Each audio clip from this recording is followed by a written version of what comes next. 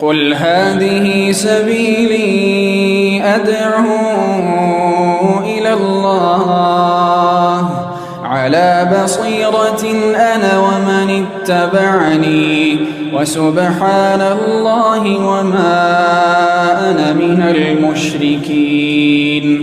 الحمد لله رب العالمين والصلاة والسلام على أشرف الأنبياء والمرسلين نبينا محمد وعلى آله وصحبه أجمعين.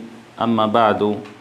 I welcome all of the honorable students back to the series of lectures in mentioning the 18 biographies of the eminent scholars of hadith that Imam Ibn Abi Hatim al-Razi rahimahullah has mentioned in his great book Taqdimatul-Marifah bi Kitab al-Jarh wat-Tadeel. Those 18 Imams around whom the science of al-Jarh wat-Tadeel specifically and generally the science of hadith revolves around, and the pillars of this science.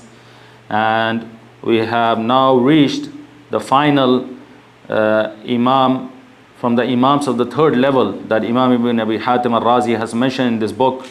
He divided the Imams, as we have mentioned, into 4 levels, and the third level we finished the biographies of the first 3 from the 4 Imams that he has mentioned in this level: Imam Ahmad ibn Hanbal and Imam Yahya ibn Ma'in from the Imams of the city of Baghdad, the capital of Iraq. And then we moved on to the biography of Imam Ali ibn al-Madini from the city of Basra in the country of Iraq. And now we will conclude with the 4th Imam in this third level, and he is the great Imam Mohammed bin Abdullah ibn Numair from the city of Kufa, also in the country of Iraq. And we'll begin as always with his name and lineage and kunya. So he is Abu Abdurrahman.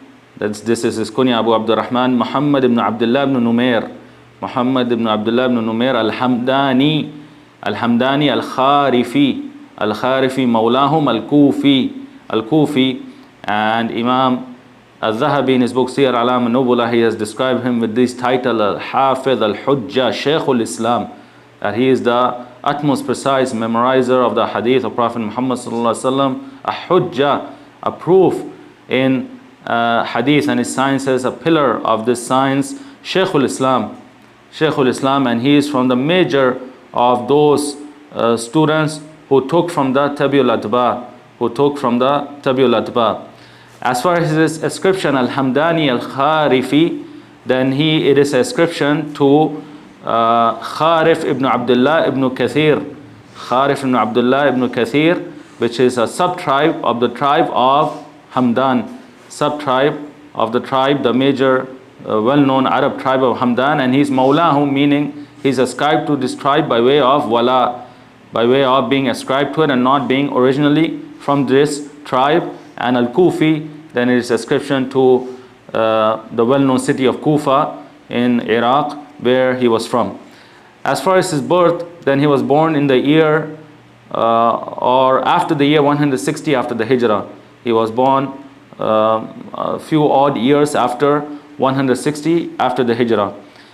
Then we move on to him seeking knowledge and his upbringing. Then he was brought up in a family of knowledge and a family of seekers of hadith. Rather, his father, the great Imam Abdullah ibn Numair, he is from the well-known thiqat, trustworthy narrators of the hadith of Prophet Muhammad sallallahu alaihi wasallam, from the major huffaz, from the major memorizers of hadith. And he is Abu Hisham Abdullah ibn Numair al-Hamdani al-Kharifi Mawlahum al-Kufi, and he is from the minor atba'u tabi'in. His father, he is from the level, the tabaqa of the minor atba'u tabi'in, and his father Abdullah ibn Numair, then he is from the students of, and he narrated hadith upon the authority of Hisham ibn Urwa ibn Zubair, and the great Imam of Kufa, al-Amash, Sulaiman ibn Mihran al-Amash, and Imam Sufyan al-Thawri and Imam al-Awza'i, both of whose biographies have preceded, and Zakaria ibn Abi Zaida, and Ubaidullah ibn Umar al-Umari, and Yahya ibn Sa'id al-Ansari, and others from their generation and their level. And as far as the students of Abdullah ibn Numair, the father of Imam Muhammad bin Abdullah ibn Numair, then from them are the Imams and pillars of this science, such as Ahmad ibn Hanbal, the contemporaries and colleagues of his son Muhammad bin Abdullah ibn Numair. So from the students of his father Abdullah ibn Numair is Ahmad ibn Hanbal, Imam Ahmad ibn Hanbal, and Yahya ibn Ma'in and Ali ibn al-Madini, all of whose biographies have preceded with us in this same level, in this third level, in which we are covering the biography also of his son Muhammad bin Abdullah ibn Numair. Also from the students of his father Abdullah ibn Numair are the children of Muhammad bin Abi Shayba, and they are all from the family of narrators of hadith, the grandchildren, the father, the grandfather, and these children, these brothers who are all narrators of hadith, and the foremost of them is the great Imam Abu Bakr ibn Abi Shayba, Abu Bakr Abdullah ibn Muhammad ibn Abi Shayba al-Absi al-Kufi, the author of the well-known book Musannaf ibn Abi Shayba, who passed away in the year 235 after the Hijrah. Also his brother Uthman ibn Muhammad ibn Abi Shayba and his other brother Al-Qasim ibn Muhammad bin Abi Shayba, all of them are from the narrators of hadith. And their father Muhammad ibn Abi Shayba, also from the narrators of hadith, and their grandfather Abu Shayba, also from the narrators of hadith, and he is Ibrahim ibn Uthman, well known by his kunya Abu Shayba, to which this family is ascribed. So all of these three brothers, Abu Bakr and Uthman and Qasim ibn Muhammad bin Abi Shayba, they are from the students, those who heard hadith from Abdullah ibn Numair, the father of Imam Muhammad bin Abdullah ibn Numair. From his students also is Ishaq ibn Mansur al-Kawsaj and Abu Khaythama, Zuhair ibn Harb al-Nasai, and others from the major scholars of hadith. And the Imams of science and the scholars, major scholars of the Muslims, they have praised Abdullah ibn Numair, Imam Abdullah ibn Numair, the father of Muhammad bin Abdullah ibn Numair, with the highest of praises. From them is a statement of Imam Sufyan al-Thawri, the sheikh and teacher of Abdullah ibn Numair, that Ni'ma al-Rajul Abdullah ibn Numair, that he praised his student, his young student Abdullah ibn Numair, by saying, what a great person and brilliant young man is Abdullah ibn Numair. And Imam Muhammad ibn Sa'ad, he says regarding him, كان ثقة كثير الحديث صدوق, that he was thiqa, he was trustworthy in his narration of hadith, and he had memorized and preserved a large number of hadith, and he was someone who was truthful in his narration. Imam Yahya ibn Ma'in, the Imam of al-Jarh wat-Tadeel, he says thiqa, that he's from the trustworthy, reliable narrators of hadith, from the utmost precise memorizers of hadith. Imam al-Ijli, he says thiqa, salih al-hadith, sahib sunnah, that Imam Abdullah ibn Numair, the father of Muhammad ibn Abdullah ibn Numair, he is thiqa, from the trustworthy, most precise narrators of hadith, and he is a person of the sunnah. He is upon the creed and the methodology of Ahl-Sunnah wal Jama'ah, the Ahl-Hadith, the Salaf. And this will also come regarding his son, that he was also cultivated from birth upon the methodology of the Ahl-Hadith, the Salaf, Ahl-Sunnah wal Jama'ah, just like his father. Imam Ibn Abi Hatim al-Razi, he says, كان مستقيم الأمر, that he was someone whose status and position in hadith, then it was correct and upright. And Imam al-Dhahabi, in his book Siyar A'lam al-Nubula, when he mentioned the biography of his father Abdullah ibn Numair, he says, al-Hafiz al-Thiqa al-Imam wa kana min awiyat al-ilm, that he is the utmost precise memorizer of the hadith of Prophet Muhammad sallallahu alaihi wasallam, from the Imams of the Muslims, and he was the one who possessed an ocean of knowledge, And he says in his other book, Kashif Hujjah, that is a proof. He is a proof in hadith and his sciences. And Imam Ibn Hajar Asqalani, in his book Taqdimatul-Marifah, he says, Thiqatun sahib hadith min Ahli Sunnah, that Imam Abdullah ibn Numair, the father of Muhammad ibn Abdullah Numair, he is thiqa, from the utmost precise memorizer of the hadith of Prophet Muhammad sallallahu alaihi wasallam, and from Ahl Sunnah, from being upon the methodology and the creed of Ahl Sunnah wal Jama'ah and the Salaf and the Ahlul Hadith. And his hadith, the hadith of Abdullah ibn Numair, Imam Abdullah ibn Numair, the father of Muhammad ibn Abdullah ibn Numair, has been narrated and relayed by all of the authors of the 6 books of hadith in their 6 books. All of the authors, Imam al-Bukhari, Imam Muslim, Abu Dawud, Tirmidhi, Nasai ibn Majah, in their books, then they have narrated and relayed his hadith. They have relayed hadith. He passed away in the year 199, after the Hijrah. 199 after the Hijrah.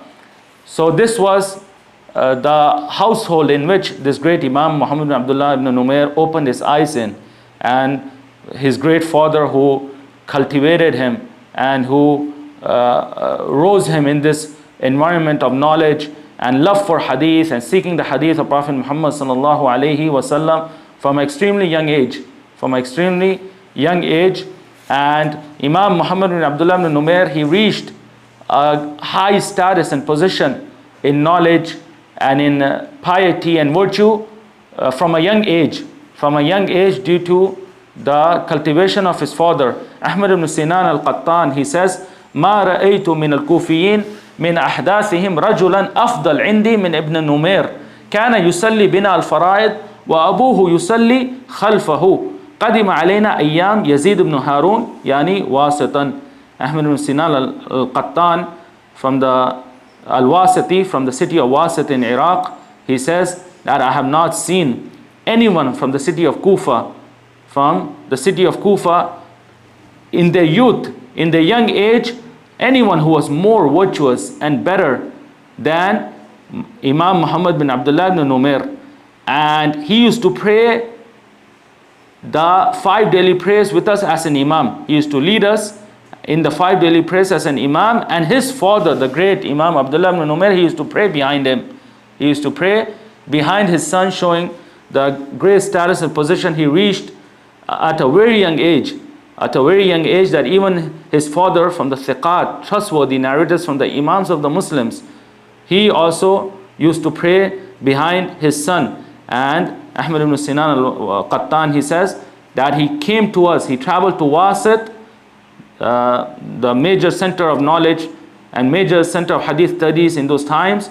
He traveled to us when the Imam of Wasit, Imam Yazid ibn Harun al-Wasiti, rahimahullah, was still alive, to seek knowledge of hadith from him. And Imam Yazid ibn Harun, then he's from the minor Atba'u Tabi'een, and from the thiqat, from the well-known, utmost precise narrators, memorizers of hadith, from the Imams of the Muslims. He passed away in the year 206 after the Hijrah.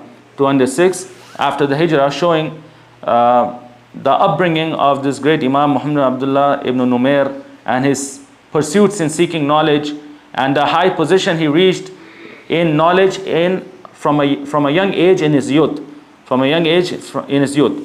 Then we move on to the shuyukh and teachers of this great Imam Muhammad bin Abdullah ibn Numair.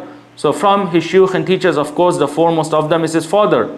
Imam al-Hafidh Abdullah ibn Numair. From them is the great Imam Sufyan ibn Uyayna and Waki' ibn al-Jarrah, and both of their biographies have preceded with us in previous lectures. From his shuyukh and teachers is Ismail ibn Ulayya and Yazid ibn Harun al-Wasiti, as we have just mentioned, and Abu Nu'aym al-Fadl ibn Dukain, and Abu Asim al-Dahhak ibn Makhlad, and Umar ibn Ubaid al-Tanafisi, and Abdullah ibn Idris, and Abu Muawiyah Muhammad ibn Khazim al-Darir, and Muhammad ibn Fudail, and other than them from the major scholars of hadith, from the well-known imams in this science.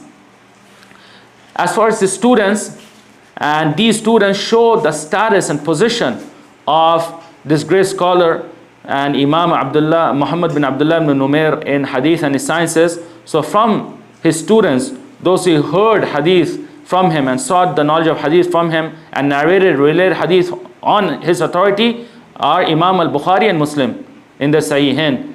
Imam al-Bukhari and Muslim, then they narrate directly upon the authority of their sheikh and teacher, Muhammad bin Abdullah ibn Numair in their Sahihain, in these two books, which are the most authentic books after the book of Allah Tabaraka wa Ta'ala.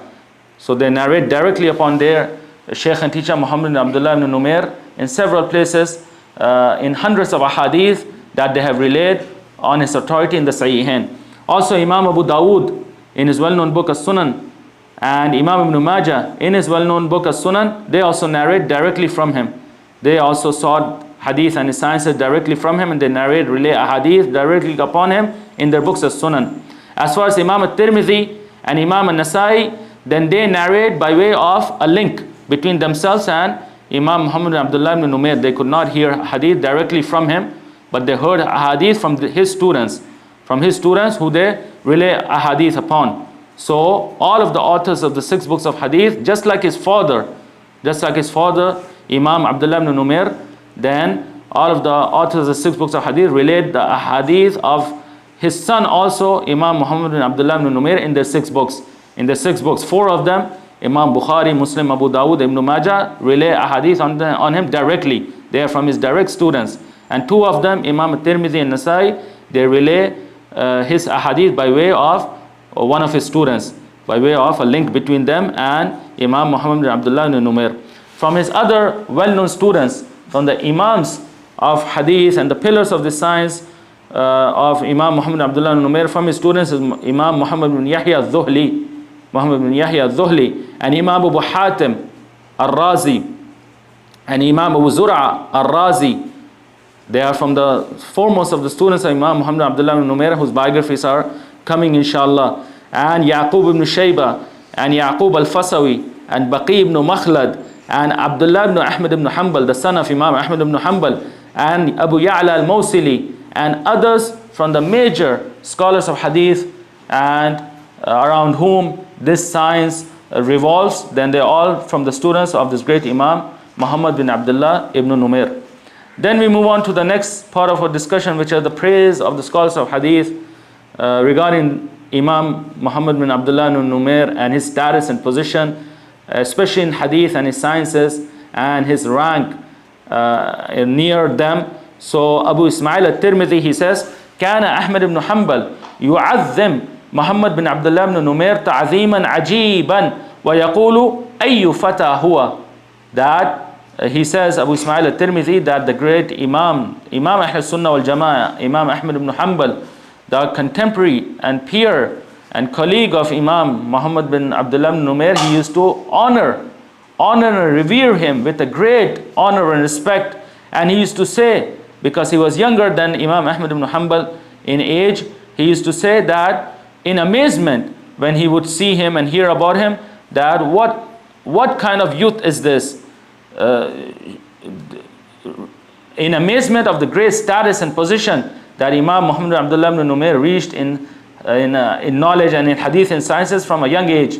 In amazement saying that what amazing of a youth he is. And Ibrahim ibn Mas'ud al-Hamadani, he says, سمعت أحمد بن حنبل يقول محمد بن عبد الله بن نمير درة العراق.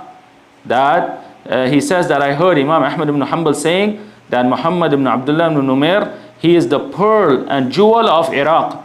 He is the pearl and jewel of Iraq, the same Iraq in which resided Imam Ahmad ibn Hanbal himself.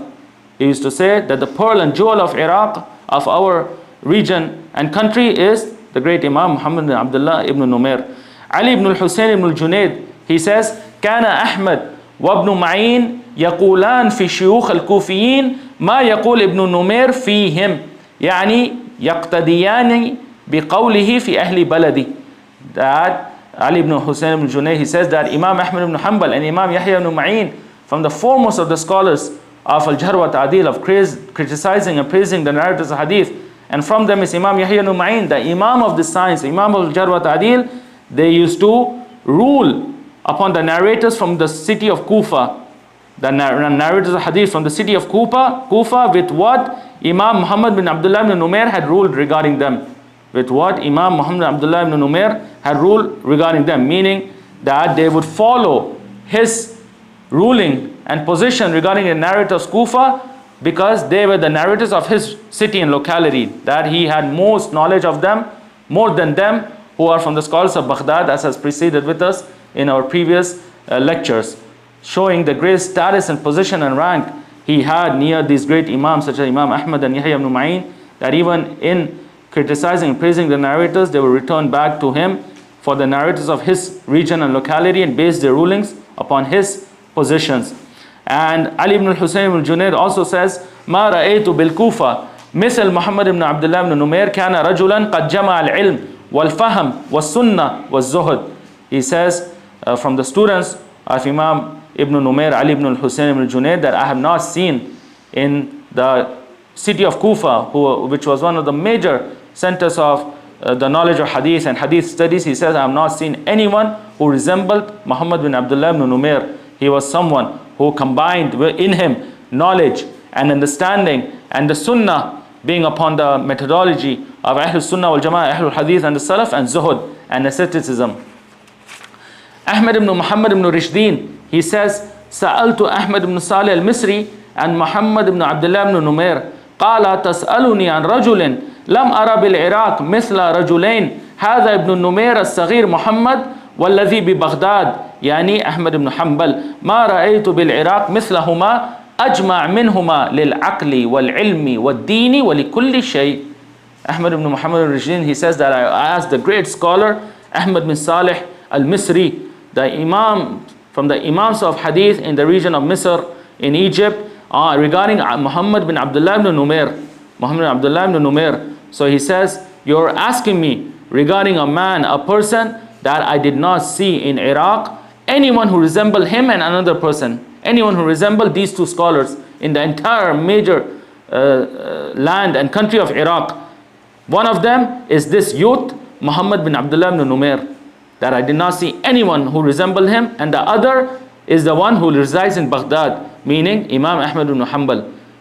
So in this statement, the great Imam Muhammad bin Salih al-Misri compared Imam Muhammad bin Abdullah ibn Numair with his contemporary and peer Imam Ahmad ibn Hanbal, that he did not see anyone who resembled them in Iraq. He says, I did not see anyone who resembled them in their intellect, in their knowledge, in their religion, and in all matters that no one rivaled them. No one rivaled them in the vast major center of knowledge such as the region and country of Iraq.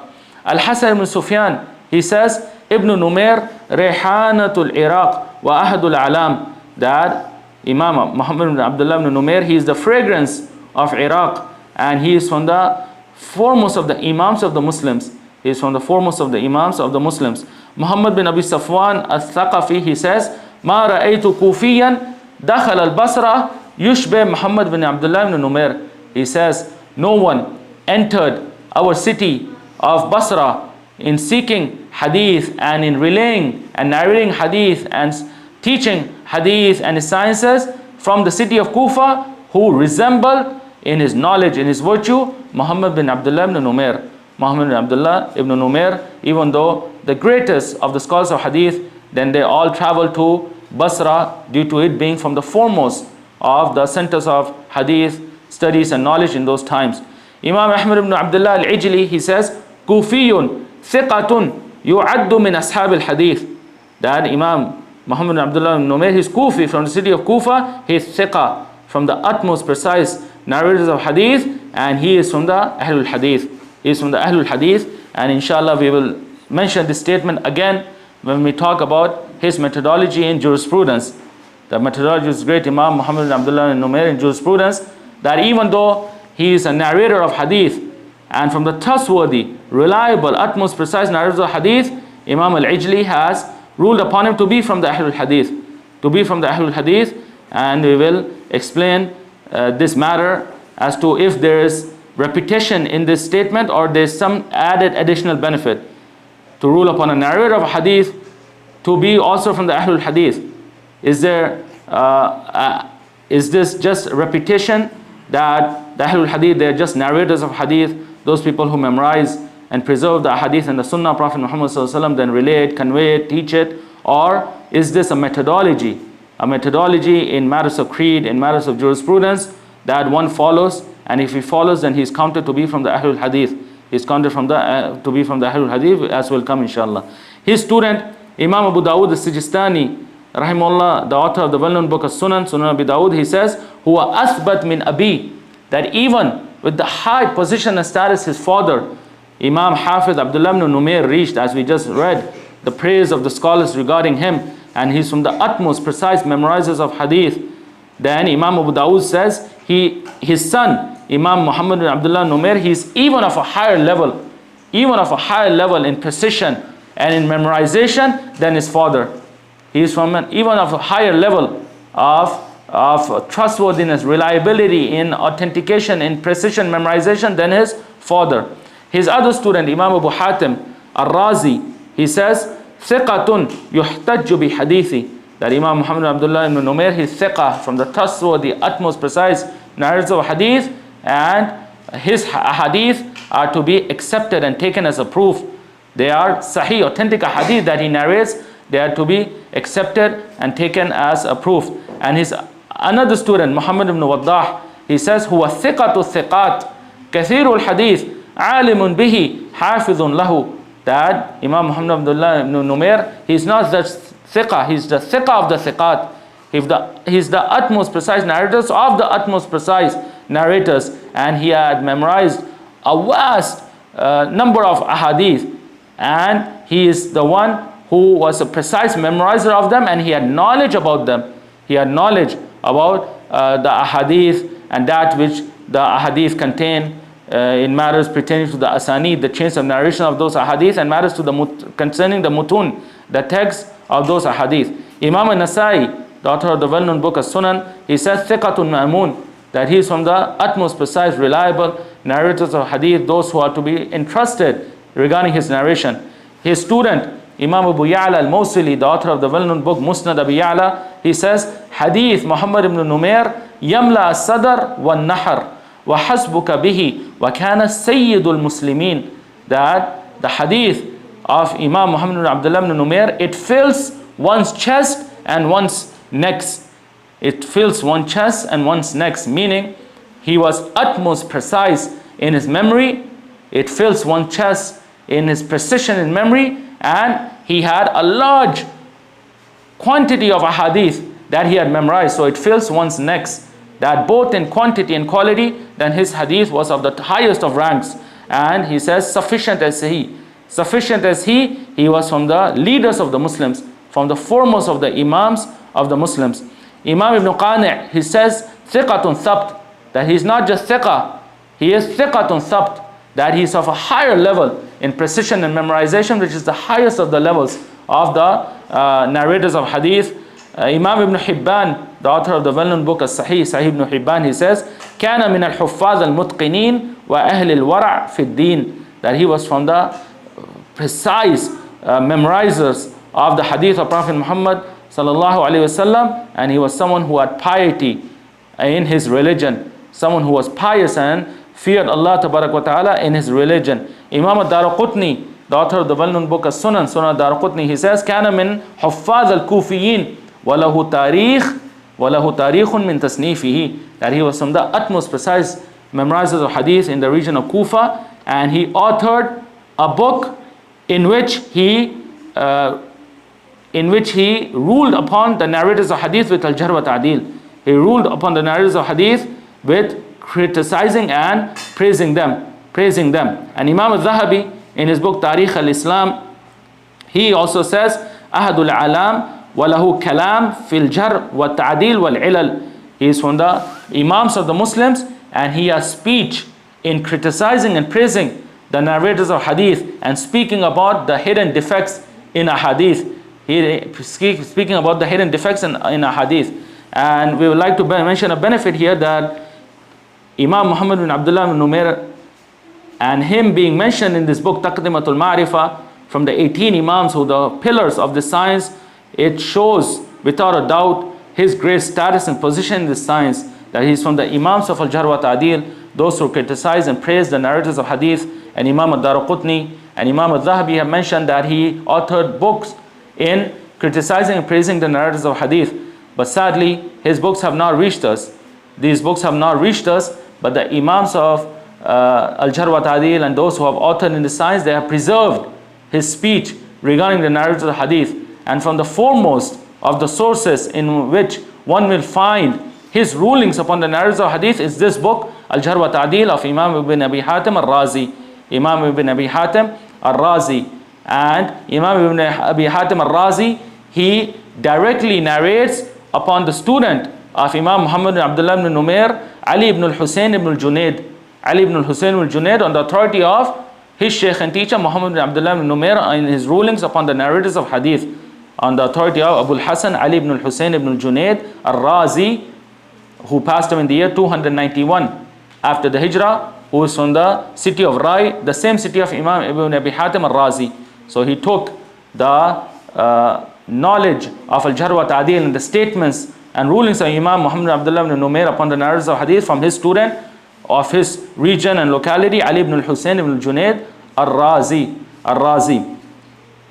And Imam Ibn Abi Hatim ar-Razi, he says in this book al-Jarh wat-Tadeel regarding Ali ibn al-Husayn ibn al-Junayd in his biography, كتبنا عنه وهو صدوق ثقة, that we wrote from him, we heard from him, we attended from him, we learned from him, we wrote from him, and he is someone who is saduqun thiqa. He is from the reliable, trustworthy narrators of hadith and from the imams of the Muslims.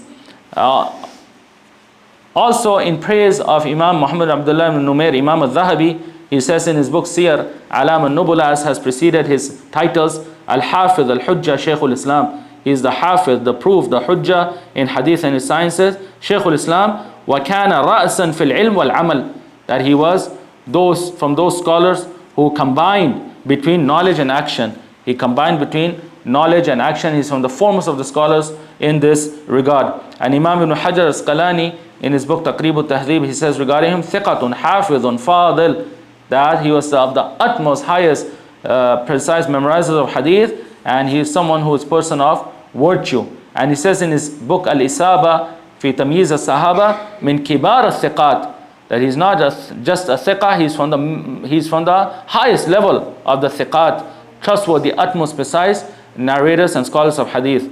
And as we preceded, that he is also someone whose hadith has been relayed by all of the authors of the 6 books of hadith, just like his father Imam Abdullah ibn Numair, rather Imam Bukhari and Muslim, then they narrate hadith directly from him. They narrate hadith directly from him, along with Imam Abu Dawud and Imam Ibn Majah narrating the hadith directly upon him.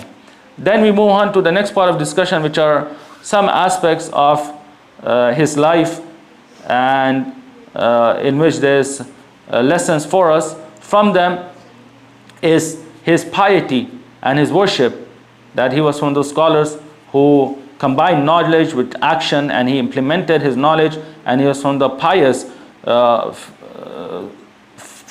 scholars, those who feared Allah Tabarak wa Ta'ala in his religion. Muhammad ibn Umar ibn al-Ala, if he used to narrate hadith from him, he would say, Haddathana Abu Abdurrahman Muhammad ibn Abdullah ibn Numair al-Abdus Salih, that he would say that Abu Abdurrahman Muhammad ibn Abdullah ibn Numair has narrated to us, who is the righteous servant of Allah Tabarak wa Ta'ala, the righteous, pious servant of Allah Tabarak wa Ta'ala. And several statements are preceded with us that show this aspect of his life, such as statement of Imam Ibn Hibban, كان من الحفاظ المتقنين وأهل الورع في الدين, that he was from the utmost precise memorizer of hadith, and he was someone who had piety and fear in his religion. Piety and fear in his religion. From the aspects of his life is a zuhud, asceticism, that he shunned the pleasures of this worldly life, and he concerned himself with the affairs of the hereafter. It has preceded with us the statement of his student Ali ibn al-Husayn ibn al-Junayd, ما رأيت بالكوفة مثل محمد بن عبد الله بن نمير كان رجلا قد جمع العلم والفهم والسنة والزهد, that I have not seen in Kufa, in the region of Kufa, anyone who resembled Muhammad bin Abdullah ibn Numair. He was someone who combined between knowledge and understanding and sunnah, being upon the methodology of Ahl-Sunnah, Ahl-Hadith, the Salaf, and zuhud and asceticism. And the continuation of the statement is وَكَانَ يَلْبَسُ فِي الشِّتَاءِ الشَّاتِ لُبَّادَ وَفِي السَّيْفِ يُدَيِّرْ وَكَانَ فَقِيرًا, that showing his zuhud and asceticism and him busying himself with knowledge and shunning the pleasures of this worldly life, that he used to wear in the summers ashati lubbada, which was a type of clothing garment that was created from the wool of sheep, from the or he used to wear in the winter a cloak, a garment that was created from the wool of sheep, that would protect one from cold and rain, etc. in the winter, which was a clothing for the poor in those times, clothing of the poor people in those times. And in the summers, then he used to yudayyir, meaning he used to wear the izar, single clothing or garment on the lower part of one's body, and this was also something that was a sign of the people of poverty in those times. وَكَانَ فَقِيرًا, and he was someone who was poor. He did not possess anything from the pleasures and the treasures of this worldly life. Rather, he had dedicated all his time in seeking knowledge, and he had zuhud, asceticism in this worldly life. And Imam al-Zahabi, in his book Al-Kashif, he has described him by saying Al-Hafiz al-Zahid. He is from the major scholars of hadith, from the utmost precise memorizers of hadith, and he was someone who was a Zahid, someone who had a zuhud, asceticism. Then we move on to the next part of our discussion, which is his creed, his methodology in creed and matters of belief, and him warning from the people of innovation and misguidance and their deviant beliefs, and that he is upon the unified creed of the Salaf, Ahlul-Hadith, Ahlul-Sunnah wal-Jama'ah in these matters from his, along with his other brothers from the Imams of the Salaf, Ahlul-Hadith that have preceded with us. So we have with us the statement of Imam al-Ijli that has preceded, Kufiyun thiqa yu'ad min ashab al-Hadith, that he is from the city of Kufa, from the thiqat, from the trustworthy, precise narrators of hadith, and he is counted from the Ahlul Hadith. He is counted from the Ahlul Hadith. That, and we mentioned that we will explain this matter in detail in this part of the discussion, that near the scholars of hadith, then the Ahlul Hadith, they were not just those people who narrated a hadith, who memorized it, preserved it, related, conveyed it, taught it, or authored books in it, taught its sciences. Rather, they were those people who treaded upon a specific methodology in matters of creed and in matters of jurisprudence. In matters of creed, they were upon the creed of the Salaf, Ahlus Sunnah wal Jama'ah, in all matters of the religion, the unified creed of the Salaf. And in matters of jurisprudence, there were those who were upon the methodology of the Salaf in unrestrictedly, unconditionally following the Sunnah and going with it wherever it goes them, without having fanatism, extremism to a madhab or an imam from the imams. So they rule upon several narrators of hadith by saying that he is a trustworthy narrator of hadith from Ahlul Hadith. From Ahlul Hadith meaning upon the methodology of Ahlul Hadith in matters of creed and in matters of jurisprudence. In matters of creed and in matters of jurisprudence. And this is what Imam al-Ijli means by his statement that he's thiqa. He has established he's a narrator of hadith, and from the trustworthy narrators of hadith, and he's from Ahlul Hadith, that he's upon the creed of the Ahlul Hadith. He's upon the creed, the unified creed of the Salaf, Ahlul Hadith, Ahlul Sunnah wal Jama'ah. And we have explicit statements of his that illustrate this creed. So from his statements is that which Abbas al-Duri, Imam Abbas al-Ambari, he has narrated on the authority of Muhammad bin Numair that he said, Al-Qur'anu kalamullah laysa bi makhluq, wa man qala innahu makhluq fakad kafara. That the Qur'an, it is the speech of Allah Tabarak wa Ta'ala, it is not created. It is not created. And whoever says that the Qur'an is created, then he has disbelieved. Whoever says that the Qur'an is created, then he has disbelieved. And this statement is relayed by Imam Ibn Battah in his great book Al-Ibanatul-Kubra. Imam Abu Abdullah Ubaidullah ibn Muhammad, well known by Ibn Battah al-Ukbari, who passed him in the year 387 after the Hijrah, with this great encyclopedia of the creed of the Salaf, Ahlul Hadith, Ahlul Sunnah wal Jama'ah, Al-Ibanatul-Kubra. He also narrates in this book Al-Ibanatul-Kubra on the authority of al-Marwazi that he says, Sa'altu Muhammad bin Abdullah ibn Numair anil waqifah faqala hum sharrul jahmiyya wa qala hadha wal waqfu zandaqa wa kufrun. That he says, I asked the Imam Muhammad bin Abdullah ibn Numair regarding the sect of the Waqifah, the deviant, misguided sect of the Waqifah, and they were a group of people, a sect, a misguided sect who would not say regarding the Quran makhluk, nor would they say ghair makhluk. They would not say makhluk, nor would they say ghair makhluk. That they would not say that the Quran is created, and nor would they say that the Quran is not created. Nor would they say the Quran was not created. So they took us stance of stopping regarding this matter, remaining silent about this matter. So he says, I asked Imam Muhammad bin Numair regarding these people. So he said they are more evil than they are even more evil than the Jahmiyyah. The Jahmiyyah who say that the Quran is created, al-Quranu makhluq wal-yadhu billah, that the Quran is created. People who stop and they do not say created or not created, they are even more evil than the Jahmiyyah because of their deception upon the Muslims. It is even more greater. It is even more greater, and their innovation is even more hidden than the Jahmiyyah who are apparent and they say that the Quran is created billah, in opposition to the creed of the Salaf Ahle-Hadith, that the Quran, it is not created. So these people, they are even more deceptive in hiding their innovation and misguidance. Then he says, هذا والوقف زندك وكفر, that the creed of the Jahmiyyah of saying that the Quran is created and the creed of the Waqifah who do not say it is created nor do they say it is not created, both of them, it is heresy and it is disbelief.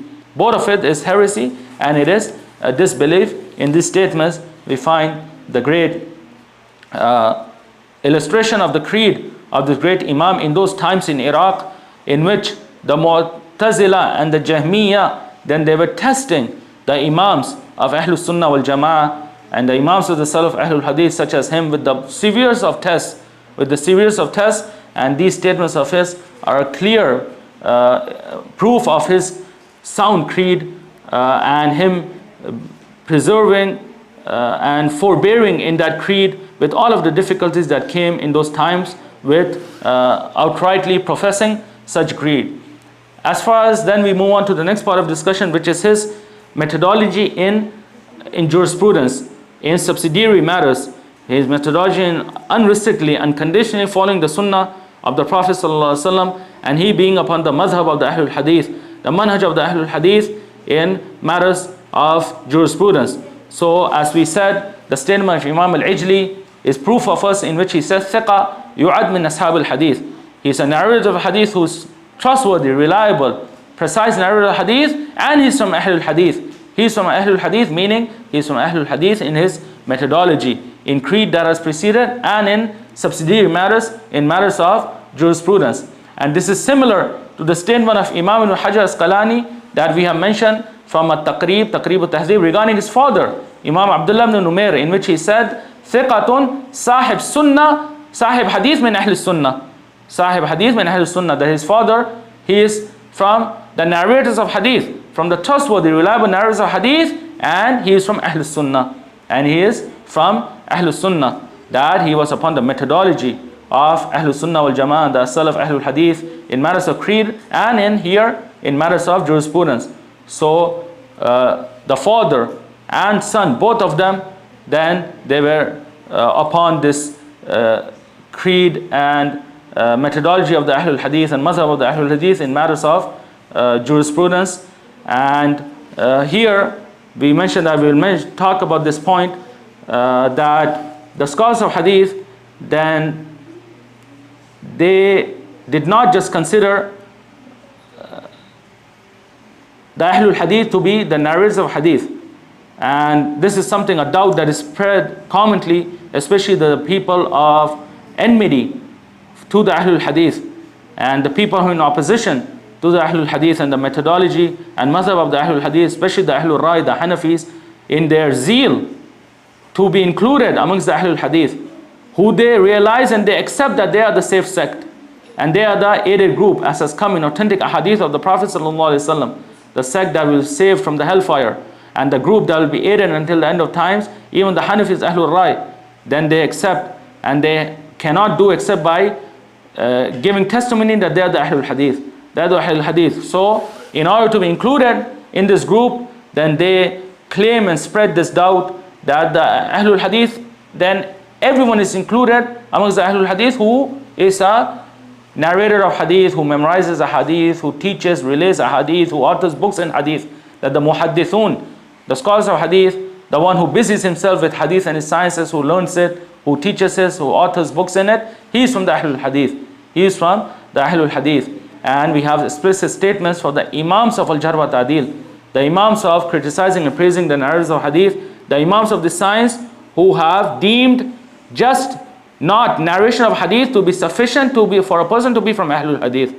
That just narrating a hadith, memorizing it, preserving it, teaching it, relaying it, or authoring books in it, then it is not sufficient for a person to be counted from the Ahlul-Hadith.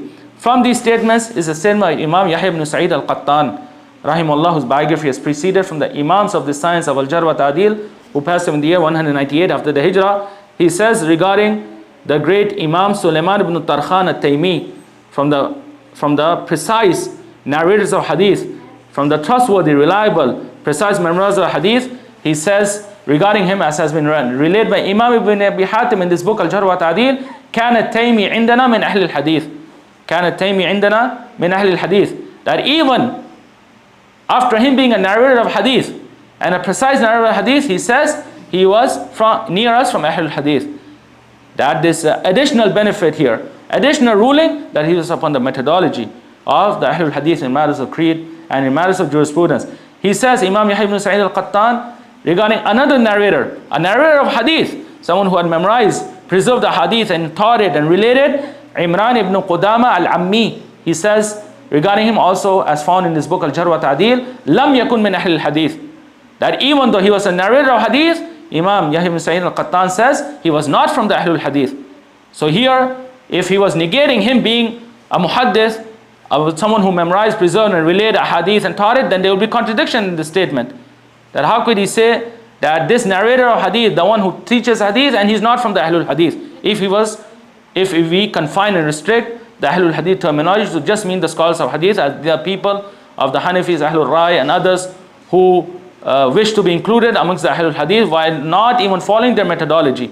But while not following their methodology, in this we find the benefit that this narrator who memorized, preserved, relayed, taught a hadith is a scholar of hadith, but he was not from Ahlul Hadith, meaning upon the methodology of the Ahlul Hadith in creed and in jurisprudence.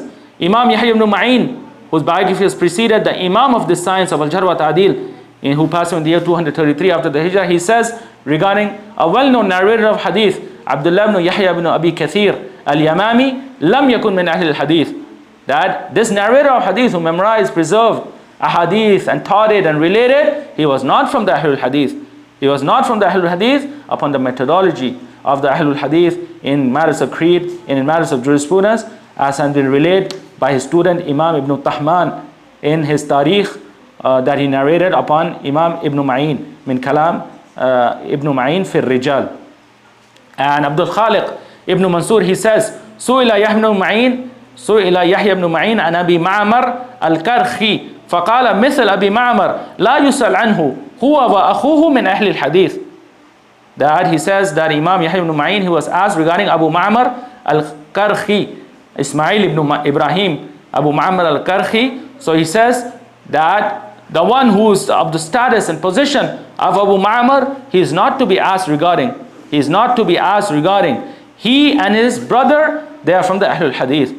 They are from the Ahlul Hadith, even though they are from the narrators of Hadith, from the utmost precise narrators of Hadith, but they are from Ahlul Hadith, meaning upon the methodology of the Ahlul Hadith in creed and matters of jurisprudence, as has been relayed by Imam Khatib al-Baghdadi in his book Tarikh Baghdad. Imam Abdul Khaliq ibn Mansur also says, as has been relayed by Imam al-Mizzi in his book Tahdhib al-Kamal, سألت يحيى بن معين عن معمر ابن محمد ابن عبيد الله ابن أبي رافع فقال لم يكن من أهل الحديث لا هو ولا أبوه. He says that I asked Yahya ibn Ma'in regarding this narrator of hadith, the one who memorized, preserved and relayed a hadith and taught it, Muhammad bin Ubaidillah ibn Abi Rafi'. So he said, Imam Yahya ibn Ma'in, he was not from the Ahlul Hadith, nor was his father, meaning they were not upon the methodology of the Ahlul Hadith in matters of creed and belief and subsidiary matters of jurisprudence.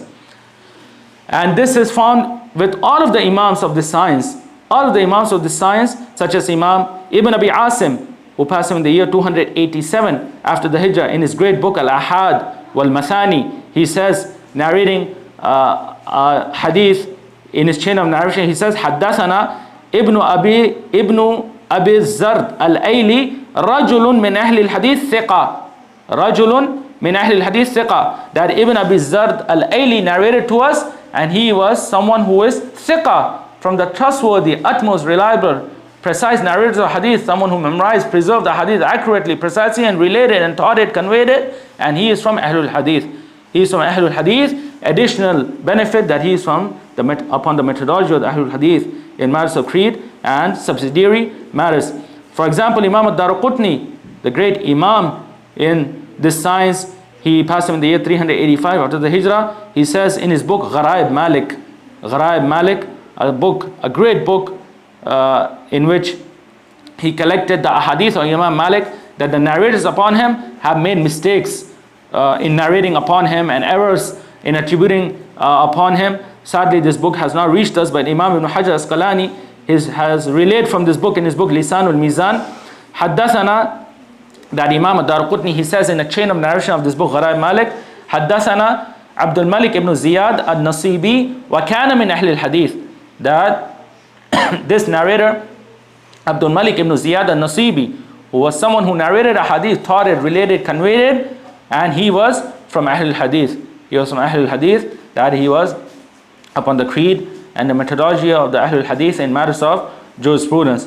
So here we have countless statements that are like the statement of Imam al-Ijli regarding Imam Muhammad bin Abdullah ibn Numair, that it is not sufficient near the scholars of the science, the pillars of hadith, that just to memorize, preserve, and then convey and relay and teach and author books in hadith, it is sufficient for a person to be included from the safe sect, the aided group of the Ahlul Hadith, unless the one is upon the methodology, this unified methodology of the Ahlul Hadith in matters of creed and in matters of jurisprudence, as was the methodology of Imam Ibn Numair, Imam Muhammad bin Abdullah Ibn Numair. And we will finish with the death of this great scholar, Imam Muhammad bin Abdullah Ibn Numair. Then he passed away in the month of Sha'ban. He passed away in the month of Sha'ban, the 8th month of the Hijri Islamic calendar, in the year 234 after the Hijrah. 234 after the Hijrah. So he passed away in the same year as the Imam Ali ibn al-Madini, Imam al-Ilal, the Imam of the hidden defects of hadith, whose biography is preceded with us, who is from the contemporaries and colleagues of Imam Muhammad bin Abdullah ibn Numair in the same time and the same region and country of Iraq. They both passed away in the same year, 234 after the Hijrah. فَرَحِمُهُ اللَّهُ رَحْمَةً وَاسِعَةً وَاسْكَنَهُ فَسِيحَ جَنَّاتِ. If there are any questions, then we can address them. You mentioned in one of his plays was he was known as Rayhanatul Kufa, and then we know there are some other narrators like Yahya ibn Yahya an-Nisapuri, from whom Imam Muslim narrates hadith, is known as Rayhanatul Nisapur. So was this like a common title given? Yeah, this is Rayhana. This is from the Alfaz al-Tadeel, near the scholars of al-Jarh wat-Tadeel, from the words and terminologies of praising the narrators of hadith. Rayhana, a breeze, a fragrance, and it has come regarding several of the narrators of hadith. They would say Rayhanatul Iraq, Rayhanatul Kufa, Rayhanat Nisabur, Rayhanat Fulan. So this is something that comes from Rih and Riyah, a breeze, a fragrance. This is a word of praise for this scholar and this narrator of hadith. No.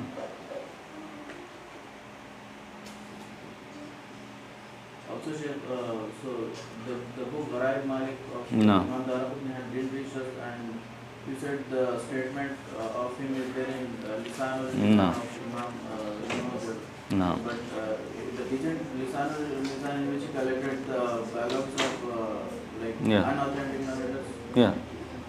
Yeah, so Imam Ibn Hajar Asqalani, he mentioned this quote from Gharaib Malik and this chain, not regarding this narrator, that it was regarding another narrator in his chain, but in the narration we found this benefit that Imam al-Darqutni ruled upon a narrator in this chain that he was from the Ahlul Hadith. He was from the Ahlul Hadith. So after searching the books of al-Jarh wat-Tadeel, or some of the books in this science, we collected these statements with the Imams. Either they ruled upon narrators of hadith that memorized, preserved, conveyed, relayed, taught a hadith. Either they were min Ahl al-Hadith or lam yakun min Ahl al-Hadith, that they are from Ahl al-Hadith or they're not from Ahl al-Hadith, showing that this was something additional to just memorizing, preserving, narrating a hadith, regardless of their dabt in this memorization, preservation. If they were of the utmost precise memorizers or they're weak in their memory, But for them to mention that he was from Ahlul-Hadith or not from it, then it shows that just being a narrator of Hadith, the one who learns it and teaches it, conveys it, then it is not sufficient. It is something additional, which is the methodology of the Ahlul-Hadith in creed and jurisprudence. No.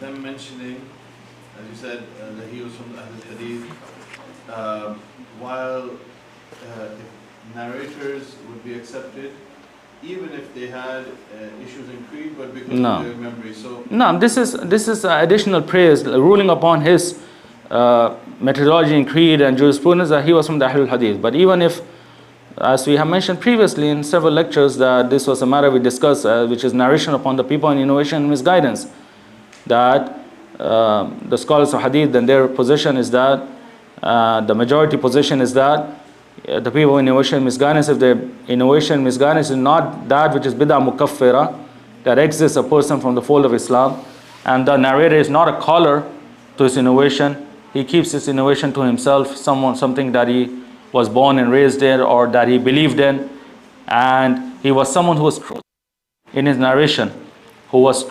his narration, he was precise in his memory, he conveyed just as he heard, he relayed the hadith just as he heard, then the majority of the scholars of hadith, then they accept the narration of such a narrator.